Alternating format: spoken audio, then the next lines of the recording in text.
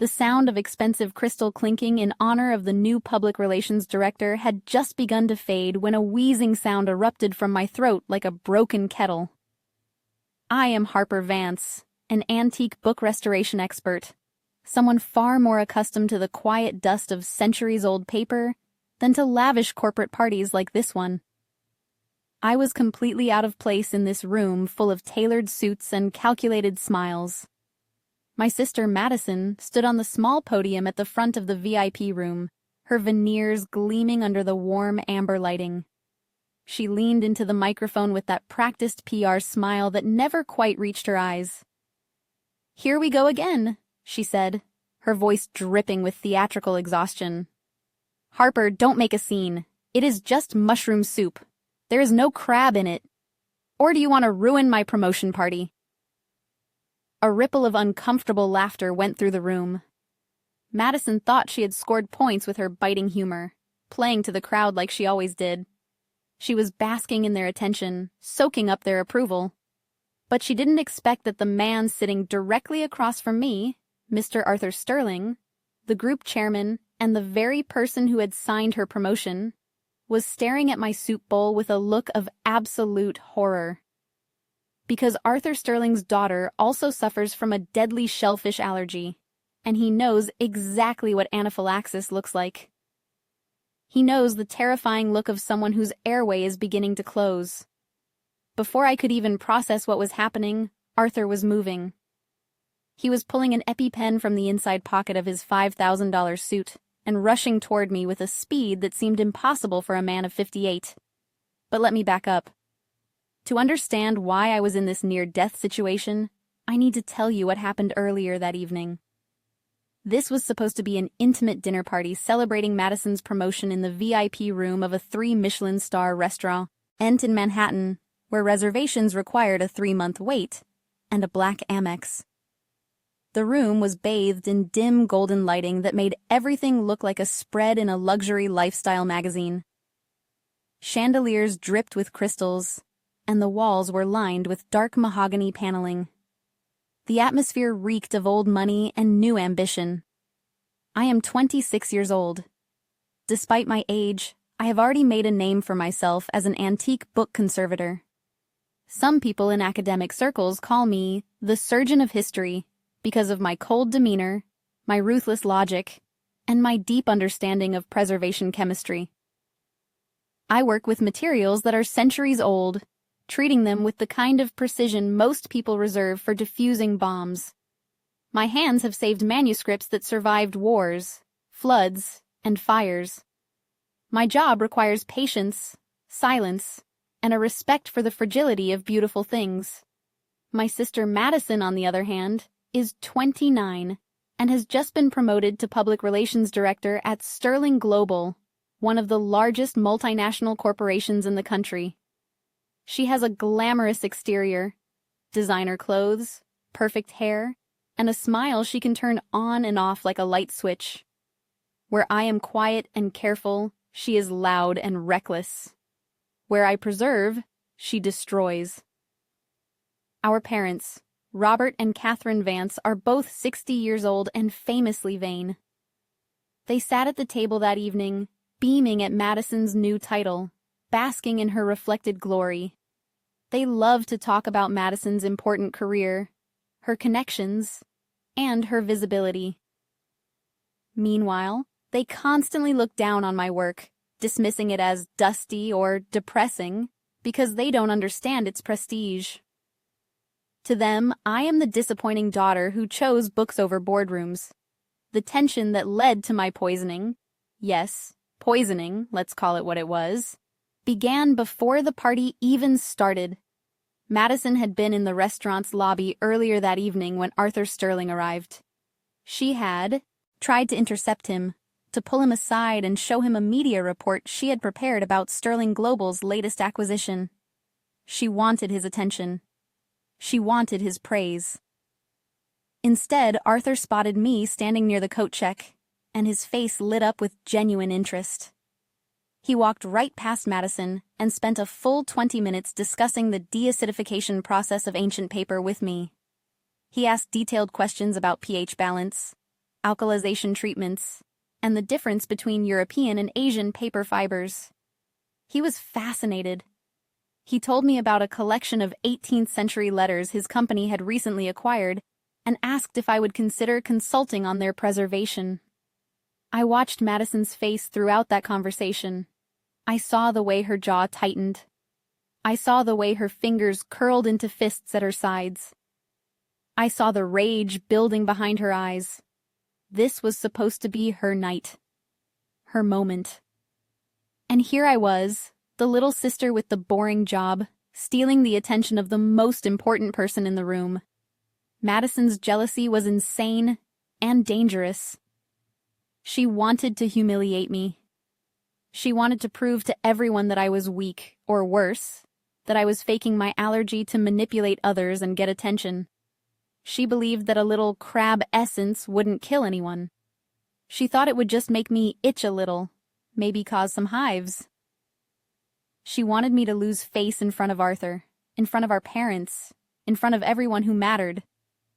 So she set her trap. I didn't see it happen, but I pieced it together later from witness statements. Madison had excused herself from the table about 30 minutes before the soup course. She found Chef Laurent in the kitchen, a man known for his creative interpretations of classic French cuisine. "Chef Laurent," she had said, turning on that megawatt PR smile. "I have a special request. I've heard everyone praising your famous crab fat oil, the one you use in your signature bouillie, La Base. It is supposed to be incredible." Chef Laurent had nodded, pleased. His crab fat oil was indeed famous among food critics. It was made by slowly rendering the roe and fat from blue crabs, infusing it with aromatics until it became liquid gold, amber-colored, rich, and intensely flavorful. "I was wondering," Madison continued, "if today, on this important day for me, I could experience something special. Could you add just a touch of that crab oil to the truffle mushroom soup? I think the combination would be extraordinary, novel, unexpected."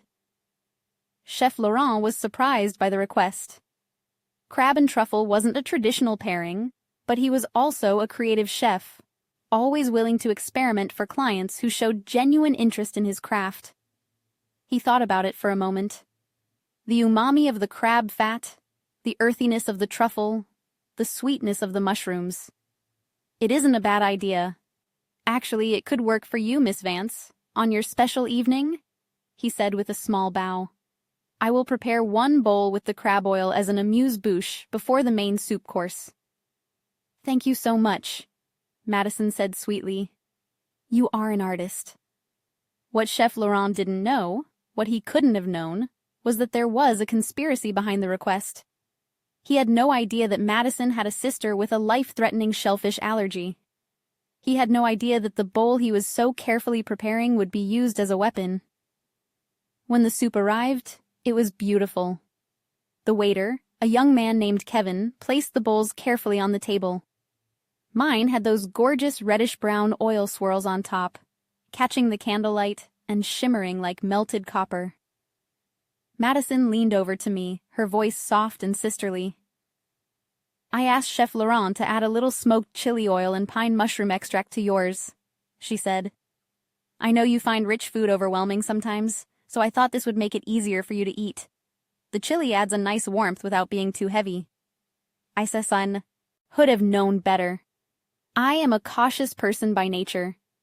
It is part of what makes me good at my job." When you work with materials that are 400 years old, you learn to question everything, to test every solution, to verify every procedure. But this time, I was negligent. My sister's enthusiasm, the luxurious space, the golden lighting, it all deceived my senses. And the soup itself was a perfect deception. The intense scent of truffle mushrooms filled my nostrils, earthy and overwhelming. The amber color of the crab fat oil looked exactly like truffle oil.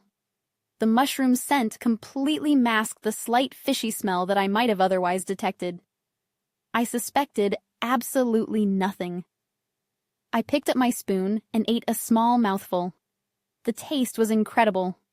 Rich, savory, Complex? For about 5 seconds, I thought Madison had actually done something kind for me. Then my throat began to close. The reaction was immediate and violent. My throat constricted like someone had wrapped a fist around my windpipe and was squeezing with all their strength.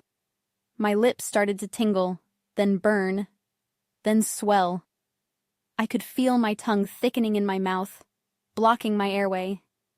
My skin erupted in hives, angry red welts that spread across my arms and chest like wildfire.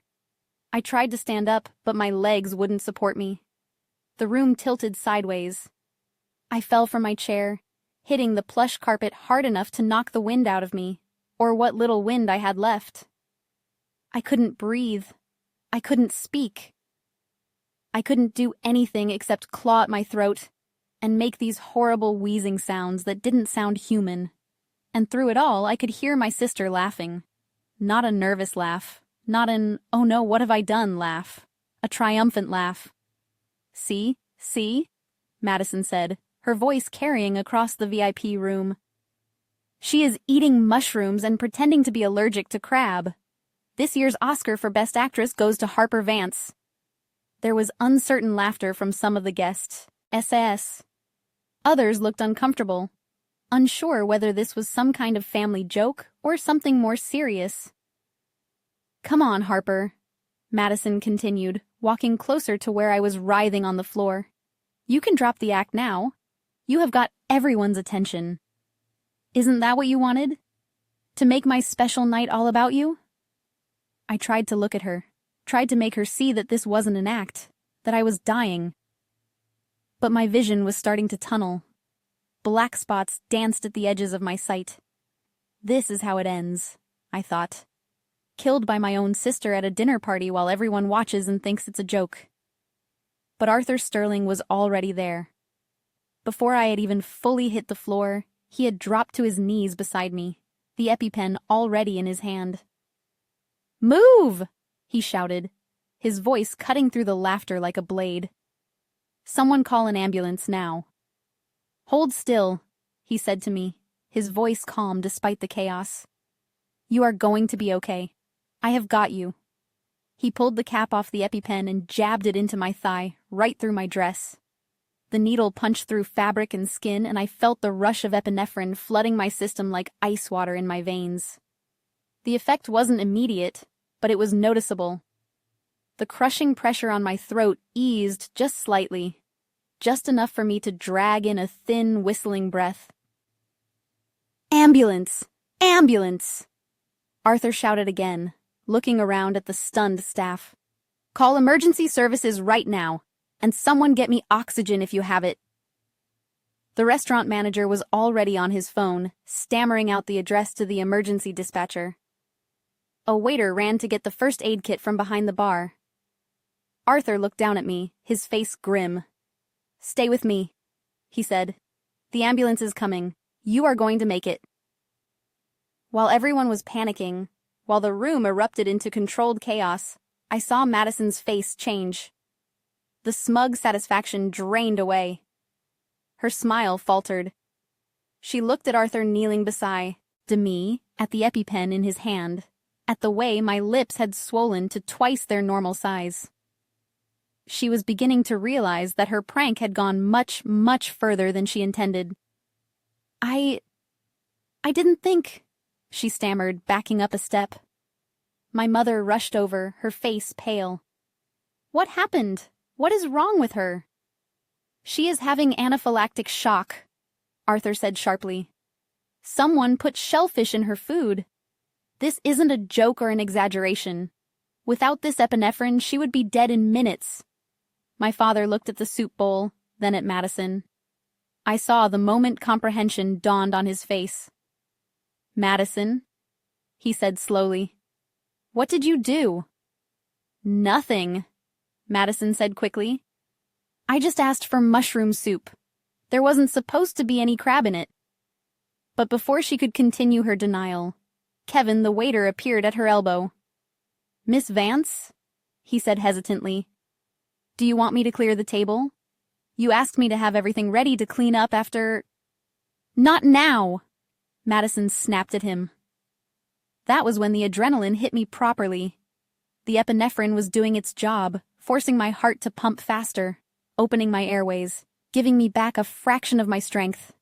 And with that strength came absolute clarity.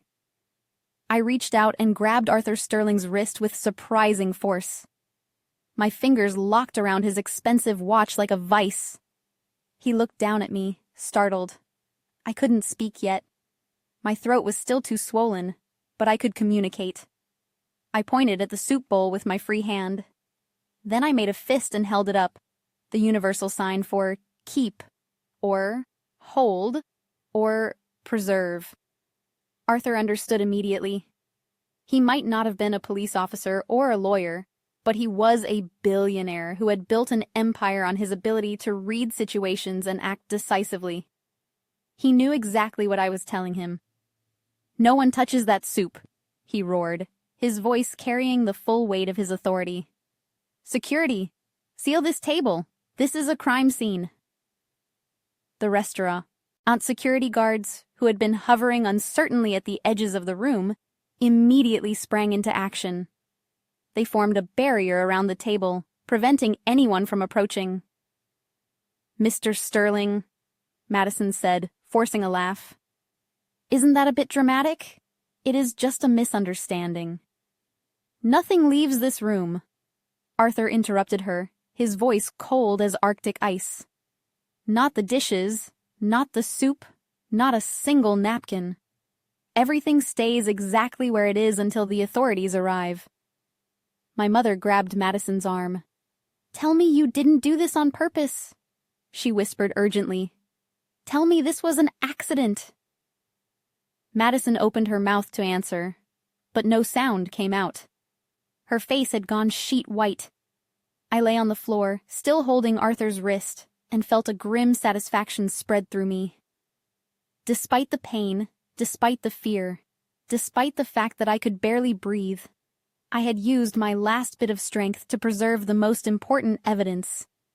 The soup that nearly killed me. The proof of what my sister had done.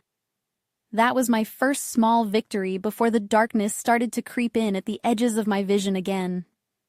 The last thing I remember before the paramedics arrived was Arthur leaning over me, his hand steady on my shoulder. "You are a fighter," he said. "Good. You are going to need that." The paramedics worked on me right there in the VIP room while Arthur gave orders like a general commanding troops. They gave me another dose of epinephrine, hooked me up to oxygen, and checked my vital signs. My blood pressure was dangerously low. My oxygen saturation was in the 70s. It should have been in the 90s. "We need to transport immediately," one of the paramedics said. "She needs to be in the ER under observation. Anaphylaxis can have a biphasic reaction. She could crash again in a few hours." But before they could wheel me out on the stretcher, Arthur turned to face Madison. His expression was carved from stone. "You said this was normal, Mussies. Room soup?" he asked her, his voice deadly quiet. Madison's hands were shaking. She clasped them together to hide it. "Yes," she said, but her voice cracked on the word. Of course it was normal mushrooms. The girl always overreacts to everything. She is probably just having a panic attack. "A panic attack doesn't cause your airway to close," Arthur said flatly. "A panic attack doesn't require an EpiPen. Stop lying." That was when Chef Laurent burst into the VIP room. He had been in the kitchen when Kevin informed him that there had been a medical emergency involving the soup. He had been told that a guest was allergic to shellfish. The words had hit him like a physical blow. "Miss Vance," he said, his face flushed with distress and confusion. "The waiter just told me what happened. But I don't understand. You requested the crab fat oil yourself. You asked me to add it to the truffle soup. You said it was your special request." A tense hush cut through the chaos of the banquet room. Every eye turned to Madison. "You said you liked it," Chef Laurent continued, not realizing he was signing her death warrant with every word. "You said it would be novel and unexpected. I thought you wanted to try it." Kevin stepped forward then, the young waiter who had been serving our table all evening. And Miss Madison signaled for me to place that specific bowl in front of Miss Harper, he added quietly. I remember because you made very clear eye contact with me and pointed to her seat. Silence. Complete, suffocating silence. I lay on the stretcher, the oxygen mask covering half my face, and I watched my family's illusions collapse in real time. My father's face had gone gray. My mother's hand flew to her mouth. They were staring at Madison like they had never seen her before. Because this wasn't an accident. This wasn't a misunderstanding. This wasn't even negligence. This was a deliberate trap, carefully planned and coldly executed. Madison, my father said, his voice hollow. Tell me they are wrong. Tell me you didn't do this on purpose. Madison looked around the room wildly, like a cornered animal searching for an escape route. I just thought, she always makes such a big deal about her allergy, she stammered. I thought if she just had a tiny bit, she would realize she has been exaggerating all these years. I thought it would just make her a little uncomfortable. Maybe get some hives. I never meant for it to be this serious. You never meant to almost kill your sister? Arthur said, his voice sharp enough to cut glass. Is that your defense? It was supposed to be harmless? Madison's voice was rising now, becoming shrill. She has always been so dramatic about everything. I just wanted her to stop being the center of attention for once. This is my night, my promotion, and she has to make it all about her and her stupid allergy. Shut up, my father said. I had never heard him speak to Madison that way before. In our family, Madison was the golden child, the one who could do no wrong. My father's harsh tone shocked everyone into silence. We need to leave, one of the paramedics said urgently. Her condition could deteriorate. She needs to be in a hospital. They started wheeling me toward the door. As I passed my family, I looked each of them in the eye. My mother was crying, her perfect makeup running down her cheeks. My father looked like he had aged 10 years in the last 10 minutes. And Madison looked terrified. Good, I thought. Be terrified. The most sophisticated toxicity doesn't come from slaps or obvious violence. It comes from actions that are sugar-coated in the name of care. When someone deliberately tests your safety boundaries, when they play with your life and call it a joke, they aren't joking. They are showing you exactly who they are. I had spent 26 years being the understanding younger sister, the quiet one, the one who didn't make waves or cause scenes, the one who accepted being overlooked, underestimated, and dismissed because keeping the peace was easier than fighting back. But as those ambulance doors closed and the sirens started wailing, something fundamental shifted inside me. Madison wasn't just jealous. She was willing to risk my life, genuinely risk ending it, just to satisfy her ego, just to punish me for daring to be good at something, for daring to be interesting to someone who mattered. And my parents, who had always defended Madison, who had always made excuses for her cruelty and dismissed my hurt feelings as oversensitivity, could no longer deny the naked truth that had just been laid bare before their eyes. I felt a coldness spread through me, and it had nothing to do with the anaphylaxis. It was the cold that comes when emotional bonds snap like overstretched rubber bands. It was the ice that forms when you finally stop lying to yourself about people you love. The paramedic adjusted my oxygen mask. "How are you feeling?" she asked gently. I couldn't speak yet. My throat was still too swollen, and the damage to my vocal cords would take weeks to heal. But I raised my hand and made a gesture that she interpreted as, okay. I wasn't okay, though. Not physically, and certainly not emotionally. But I was clear-eyed. I was done being the submissive younger sister who accepted crumbs of affection and swallowed injuries in silence. I would handle this the way I handle a book that's been eaten by mold. With ruthless precision, removing every trace of the harmful agent until nothing remained but clean paper. Madison had tried to destroy me. Instead, she had freed me. Now I would show her what happens when you push someone who has spent their whole life being careful, being controlled, being quiet. You don't get an explosion. You get something far worse. You get precision. The chaos spilled out from the restaurant lobby onto the sidewalk just as the ambulance doors were being prepped to receive me. Arthur Sterling stood near the rear of the vehicle, his phone already in his hand, his finger hovering over the number for his personal attorney, who also had direct connections to the district attorney's office. "I am calling the police," he announced. Madison had followed us out, pushing past the security team, desperate to control the narrative. Her heels clicked frantically on the pavement. "This is attempted murder, or at the very least aggravated assault," Arthur continued. "Miss Vance will be arrested tonight."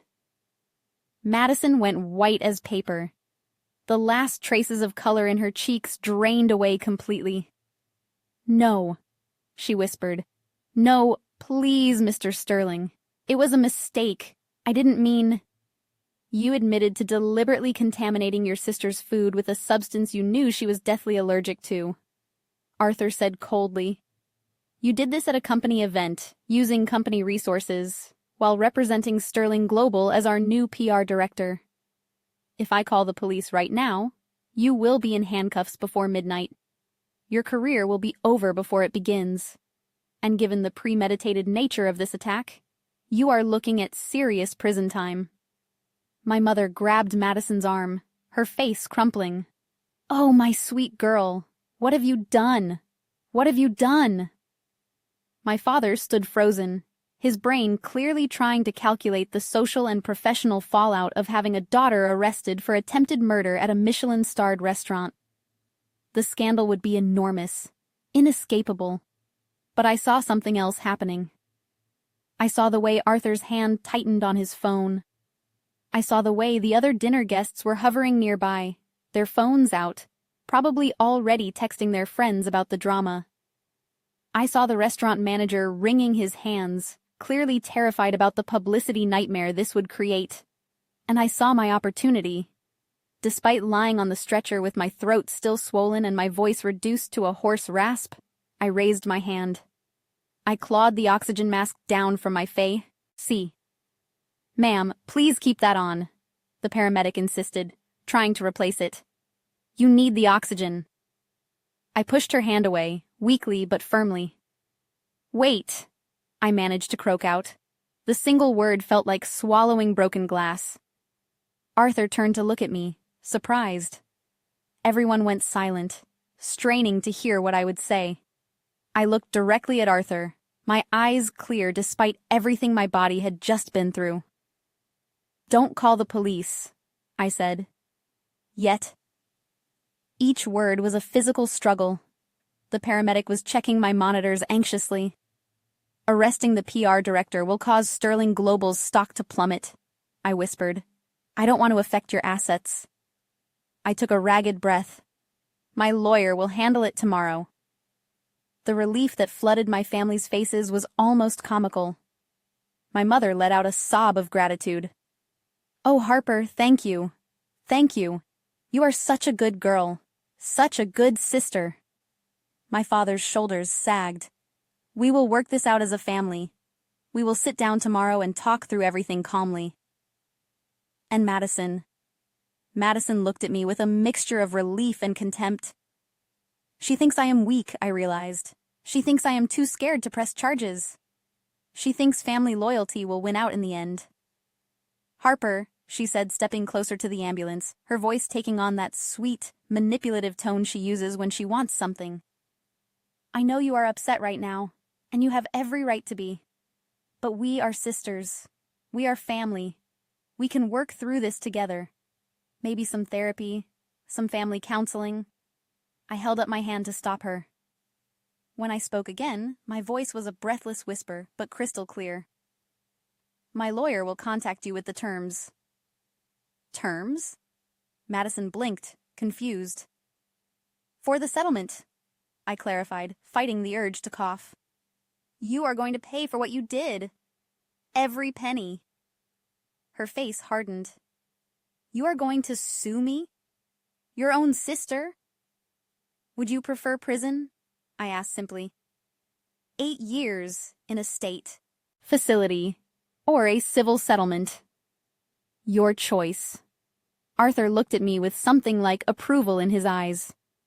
Your lawyer should call my office as well, he said. I will make sure Chef Laurent and Kevin provide full statements about what happened tonight. Sterling Global will cooperate completely with any legal proceedings. Thank you, I whispered. Don't thank me, Arthur said quietly. You saved yourself tonight. Preserving that evidence was smart. Most people in your situation would have been too panicked to think clearly.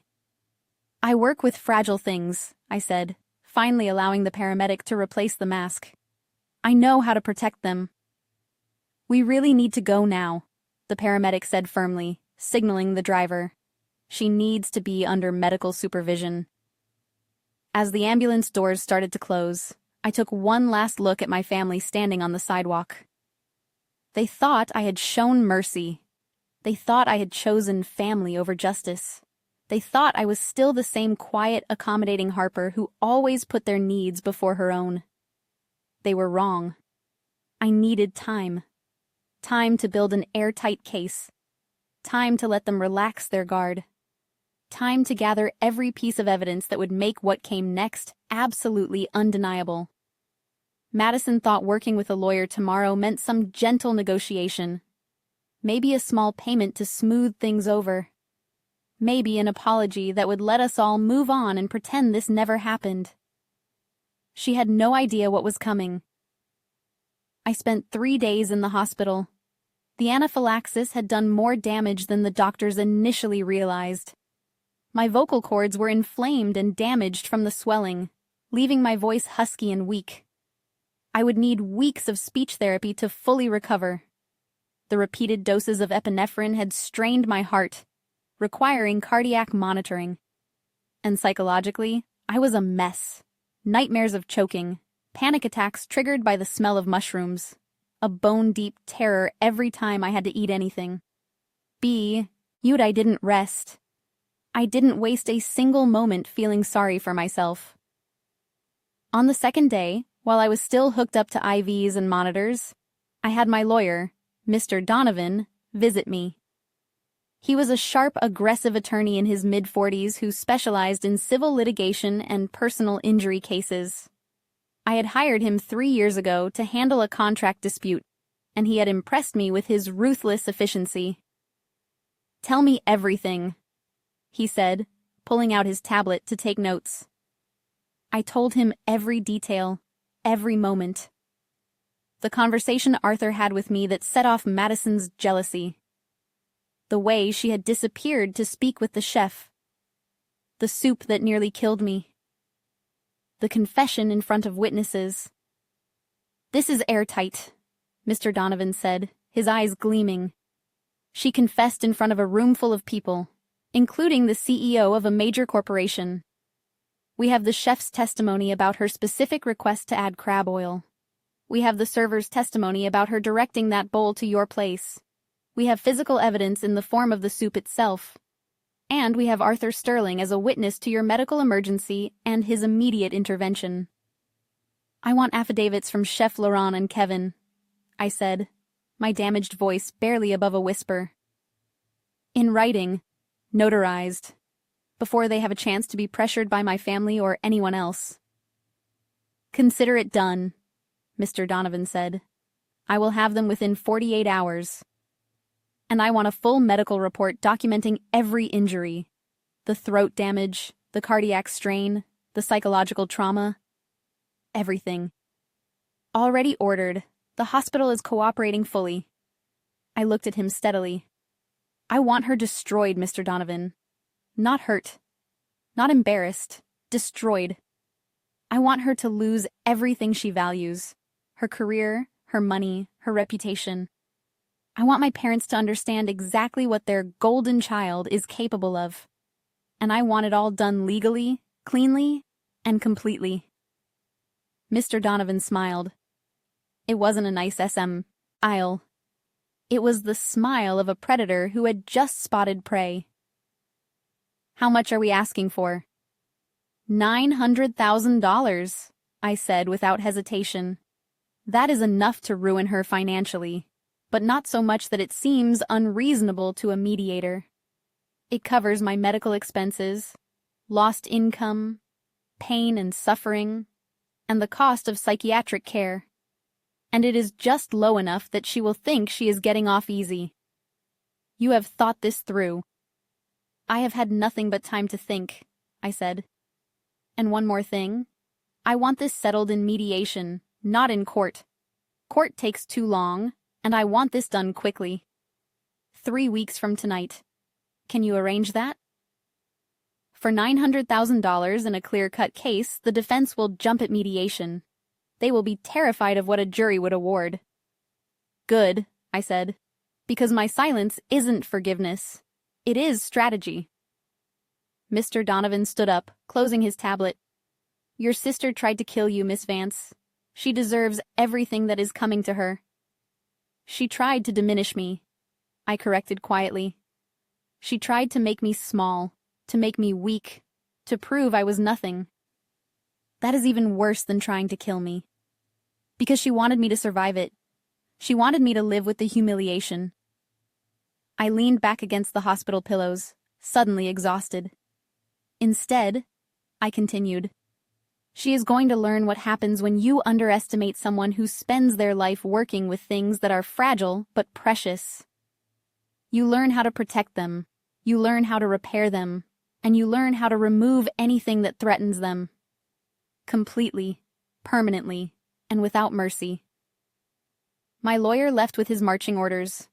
Over the next 2 weeks, while I recovered at home, he worked like a man possessed. He obtained sworn affidavits from Chef Laurent and Kevin. He collected medical records and expert opinions.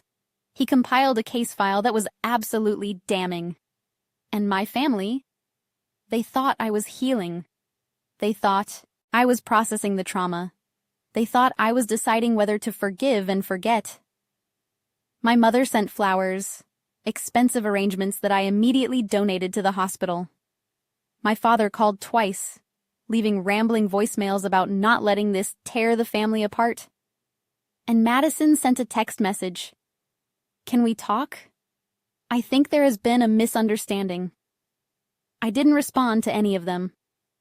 My silence wasn't forgiveness. It was the quiet before the storm. It was the moment when you hold your breath and aim carefully because you only get one shot. And when Mr. Donovan called on day 19 to tell me the mediation was scheduled for day 21, exactly 3 weeks after the incident, I smiled for the first time since the poisoning. Perfect, I whispered into the phone, my voice still husky but getting stronger every day. Let's end this. It took 3 weeks for the swelling to subside enough that I could speak without pain. It took 3 weeks for my body to stabilize enough that I could sit upright for more than an hour without my heart racing like a trapped bird. That is how long it took for Mr. Donovan to compile every scrap of evidence into a legal file so airtight that even the most expensive defense attorney in the state would advise their client to settle. That is how long my family waited before they tried to sweep attempted murder under the rug like it was a wine stain on an expensive carpet. The mediation room smelled like lemon furniture polish and desperation. It was one of those corporate spaces designed to look neutral. Beige walls, a long oak table, leather chairs that squeaked when you shifted your weight. The kind of room where million-dollar deals died quietly, where careers ended with a signature instead of a scene. I arrived early with Mr. Donovan. My hands were still trembling slightly from the medication I would be on for the next 6 months. The doctors said the tremors would fade. I wasn't sure I wanted them to. They were a reminder of what had almost been taken from me. Madison walked in 12 minutes late, because of course she did. Even now she couldn't resist the power play of making everyone wait. She wore a dove-gray dress that probably cost more than my monthly rent. Her hair was pulled back in a soft, shiny style that screamed, innocent victim. The makeup was perfect, just enough to look put together, but not so much that she seemed callous. But it was her expression that made my stomach turn. That carefully practiced look of remorse. Eyes just slightly wider than usual. Lips pressed together in what was supposed to be anguished restraint. I had seen that face 1,000 times growing up. It was the face she made when she wanted something. When she needed someone to believe her. When she was about to lie so smoothly that even she might believe it. Mom and Dad flanked her like bodyguards. Dad's jaw was set in that stubborn way that meant he had already decided how this was going to go. Mom kept glancing at me with eyes that held something I had never seen before. Fear, maybe? Mixed with a desperate kind of pleading. They looked at me the way people look at bomb timers counting down.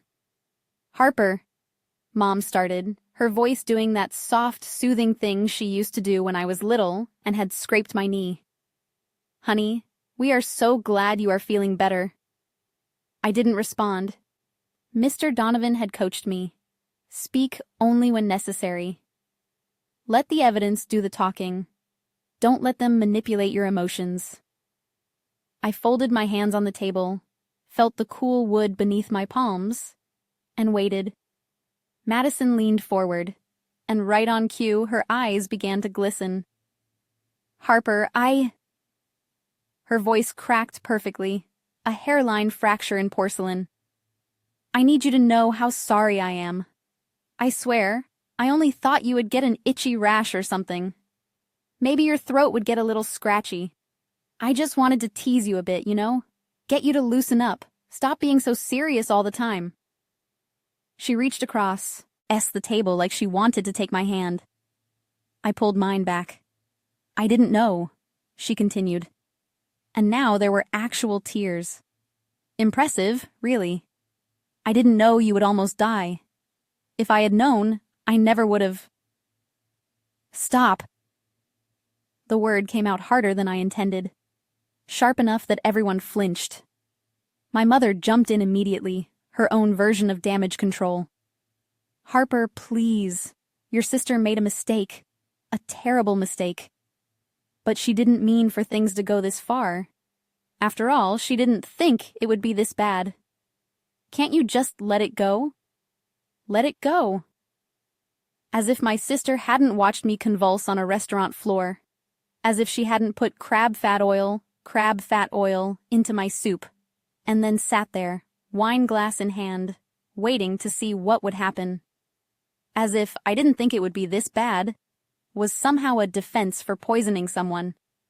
Dad cleared his throat, his voice taking on that paternal weight that used to make me fall in line as a kid. "Harper, I know you are angry. You have every right to be. But at the end of the day, no matter what happens, we are your only family. Aren't we? Family forgives. Family moves forward." Something inside me cracked. But not the way they wanted. I felt it in my chest. That final tether snapping clean. The obligation, the guilt, the desperate childhood wish that someday they would choose me first. All of it fell away like dead weight. My voice came out shaking, but not from weakness, from rage, from grief, from the sudden dizzying clarity of someone who had just stepped out of a burning building and could finally see the sky. "No." Madison's perfectly crafted expression flickered. "No, I don't want a family like this." I looked at each of them in turn. Madison with her designer victimhood, Mom with her enabler's desperation, Dad with his patriarch's entitlement. I absolutely will not let it go. The silence that followed was so complete I could hear the wall clock ticking. Mr. Donovan chose that moment to open his briefcase. The snap of the lock sounded like a judge's gavel. "Miss Vance," he said, addressing Madison with the kind of clinical coldness that made it clear there were no diminutives here, no sisterly nicknames, no family ties that would soften what came next. "You are a PR director. You have built a career on understanding optics, on manipulating narratives, on knowing exactly how actions will be perceived. He pulled out a document and slid it across the table. Which means you are smart enough to know the boundary between a prank and attempted manslaughter. Madison's face went white. That isn't... I didn't. We have testimony from Chef Laurent confirming that you specifically requested crab fat oil be added to your sister's soup, Mr. Donovan said. His voice never rose, never wavered. We have testimony from Kevin, the server, confirming that you personally ensured the soup went to your sister's place setting. We have toxicology reports confirming the presence of shellfish proteins in Miss Harper Vance's system at concentrations consistent with deliberate contamination. He pulled out another document. Then another. We have your text messages to Chef Laurent from 3 days before the dinner, asking about ingredients that could cause a reaction. And we have your internet search history. He laid the final sheet down. How much shellfish causes allergic reaction? Can you hide crab oil in soup? Symptoms of severe allergic reaction. Each piece of evidence landed like a stone in still water, ripples spreading outward. This was premeditated, Mr. Donovan said, which elevates it beyond reckless endangerment. The DA's office has indicated they would pursue charges of aggravated assault with intent to cause grievous bodily harm. Given the evidence of planning, you are looking at 8 years in a state correctional facility. The color drained from my parents' faces. Madison started shaking her head, fast, frantic. No, that isn't... I didn't mean... Alternatively, Mr. Donovan continued, his tone shifting just slightly, like a door opening a crack. My client is willing to settle this matter civilly. We will forego criminal prosecution in exchange for full compensation for medical expenses, pain and suffering, emotional distress, and punitive damages. Dad found his voice. How much? Mr. Donovan looked at me. I gave him the smallest nod. $900,000. The number hung in the air like a guillotine blade. That is insane! Madison's careful composure shattered completely. I don't have that kind of money. Nobody our age has that kind of... You have a 2-bedroom apartment in Riverside Heights valued at approximately $400,000, Mr. Donovan recited without looking at notes. You have jewelry, a vehicle, investment accounts. Your parents have retirement funds, home equity. He leaned forward. The alternative is prison time, a criminal record, and civil liability that could follow you for decades. This settlement includes a comprehensive release of liability and a non-disclosure agreement that protects your reputation. You get to keep your freedom and whatever dignity you have left. Mom's hand flew to her mouth. Dad stared at the table like the wood grain might rearrange itself into a solution. Madison looked at me. Really looked at me. Maybe for the first time in our lives, I saw the moment she understood. This wasn't her baby sister anymore. This wasn't the girl who would swallow every slight, who would make herself smaller so Madison could shine brighter. This was someone who had nearly died and decided that survival wasn't enough. I wanted restitution. I wanted consequences. I wanted everything she had used to hurt me turned against her. You can't do this, she whispered. I met her gaze, steady. I can. I am. My parents looked at me with eyes full of something I had never seen directed at me before. Fear. And underneath it, hatred. The kind of hatred you reserve for someone who has broken the unspoken rules, who has refused to play their assigned role. I looked away. Their opinions didn't matter anymore. It took 45 minutes of negotiation. Of my father trying to argue the amount down. Of my mother crying, of Madison alternating between rage and desperation. But in the end, the math was simple. $900,000, or 8 years in prison. They signed. I watched Madison's hand shake as she put pen to paper. Watched the careful signature that had probably graced 1,000 PR documents now binding her to financial ruin. Watched my parents sign as co-guarantors, their retirement security traded for their golden child's freedom. When it was done, when the papers were collected and the terms were set, full payment within 90 days, with the first installment due in 2 weeks, Madison looked at me one last time. "I am your sister," she said, her voice hollow. "No," I replied, standing up and gathering my coat. "You were someone who tried to kill me. There is a difference." I walked out of that beige room, out of that building, into afternoon sunlight that felt like absolution. Behind me, I heard my mother crying. I heard my father's voice, angry now, saying my name like a curse. I didn't look back. The seasons had barely changed before news reached me through a former colleague who kept tabs on industry gossip that Madison Vance was unemployed. The PR firm had let her go quietly, citing restructuring, but everyone knew the truth. Word travels fast in professional circles, especially when it involves someone who had burned as bright and as publicly as Madison had. The whispers followed her. Unstable. Liability. That girl who poisoned her sister. She had sold the Riverside Heights apartment at a loss, desperate for quick cash. The jewelry went to a consignment shop. The leased car was returned. My parents had withdrawn their entire pension fund and taken out a second mortgage on their house to make up the difference. The first payment had cleared, then the second. Each one was a chunk of the life Madison had built on the foundation of everyone else's diminishment. I learned months later, from that same gossipy colleague, about the engagement party. One of Madison's old high school friends, someone who didn't run in PR circles and hadn't heard the stories. Madison showed up in a borrowed dress, desperation hidden behind that same practiced smile. She had found him at the cocktail hour.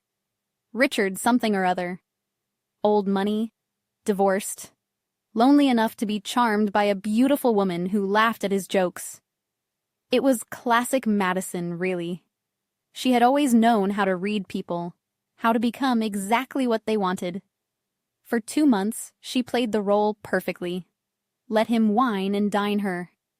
Moved into his penthouse apartment in the financial district. Started posting carefully curated photos on social media. Look at me. I'm back. I'm fine. I'm better than ever. But you can't hide who you are forever. Eventually, the mask slips. He caught her lying about something small. Where she had gone to college, maybe, or what she had done for work. One lie unraveled into another, and another, until he did what any sensible person would do. He started digging. What he found was the truth. Not the sanitized version Madison had tried to sell, but the real story. A woman who had poisoned her sister. A woman who had been sued into financial oblivion. A woman who would do anything, hurt anyone, to claw her way back to the top. He kicked her out. Not dramatically from what I heard, just coldly, efficiently. Had his assistant pack her things, left them in the lobby, and changed the locks, the same way you would remove any other threat from your life. Last I heard, Madison was working for a telemarketing company in a strip mall across town. 40 hours a week in a fluorescent-lit room, reading scripts to people who hung up on her, making $12 an hour. Sometimes I dared if she thought about that dinner party. If she lay awake at night in whatever cheap apartment she could afford now, thinking about the moment she had decided that hurting me was worth the risk. I hoped she did. 1 year after the night I nearly died, I stood in my library. My library. The words still felt surreal even after months of saying them. The building was a converted warehouse in the arts district. All exposed brick and enormous windows that let in cascading sheets of natural light. The air smelled like old paper and lemon oil, that particular perfume of preserved history. Rows of custom-built shelves lined the walls, each one holding volumes in various states of restoration. Some were pristine, waiting to be cataloged. Others were works in progress, spines carefully separated from text blocks, pages laid flat under weights. acid damage being painstakingly reversed with specialized solutions. This was my company, Vance Conservation and Restoration. I had almost used a different last name, wanted to shed that final connection to my family. But Mr. Donovan had advised against it. "Own it," he had said. "You aren't the one who should be ashamed." The settlement money had been the seed, $900,000, minus legal fees, minus medical expenses, minus the cost of therapy I had needed to process what my own sister had done to me. What remained was enough to lease this space, buy equipment, hire 2 junior conservators, and establish a reputation. Turned out, nearly dying had made me something of a legend in certain circles. The book conservator who had almost been murdered, who had survived and built an empire. It was morbid, maybe. But I didn't mind. People remembered me. People hired me. And Arthur Sterling had opened doors I had never imagined walking through. He had visited a month after the mediation, showed up at my tiny studio apartment with a contract already drawn up. "My entire heritage library," he had said simply. 400 years and F. Sterling family documents, first editions, personal correspondence. I want you to preserve them. I had asked why. Why trust me with something so valuable? His answer had been characteristically direct. Because you understand that some things are worth saving, and some things need to be cut out like cancer. You know the difference. That contract alone was worth $200,000 a year for the next 5 years. It had given me credibility, attracted other high-net-worth clients, allowed me to expand faster than I dreamed. Now, a year later, my company was valued at $2.5 million. I walked through the library, trailing my fingers along spines, feeling the texture of leather and cloth and vellum. Each book was a small universe, a preserved fragment of someone's thoughts, someone's world. Some were damaged when they came to me. Water stains, mold, pages eaten away by time and neglect and acid. I fixed them, carefully, methodically, with patience and precision. I reversed the damage, stabilized what could be saved, and when necessary, made the hard decision to let go of what was too far gone. It was meditative work, solitary work. The kind of work that suited someone who had learned that not all relationships could be repaired. That sometimes, the healthiest thing you could do was seal away the toxic elements and build something new. My junior conservators, Emily and David, were in the back room working on a collection of 18th century letters. I could hear Emily's soft humming, the rustle of tissue paper, the quiet industry of people who loved what they did. I had built this. Not with family money or family connections, but with the compensation for nearly being murdered. Every shelf, every tool, every carefully restored page was proof that I had taken the worst thing that ever happened to me and alchemized it into something beautiful. My phone buzzed. A text from Mr. Donovan. Final payment cleared. Case officially closed. The D and final installment. Madison's debt, or rather my parents' debt on Madison's behalf, was paid in full. I stared at the message for a long moment, waiting to feel something. Triumph, maybe? Or closure? Instead, I just felt quiet. I walked to the window, looked out at the city. Somewhere out there, Madison was probably sitting in a telemarketing cubicle, reading a script, being hung up on. My parents were probably in their mortgaged house, resenting me, telling each other I had overreacted, that family should forgive. They were wrong. But it didn't matter anymore. Their opinions were like voices from a country I had emigrated from. Distant. Irrelevant. Someone else's problem.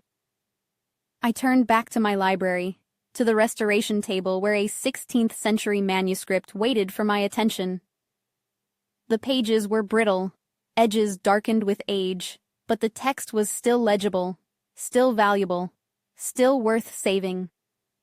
I sat down, pulled on my cotton gloves, and selected my tools with the precision of a surgeon. This was what I did now. I preserved what was precious. I eliminated harmful agents, whether they were acid on paper or toxicity in blood relations.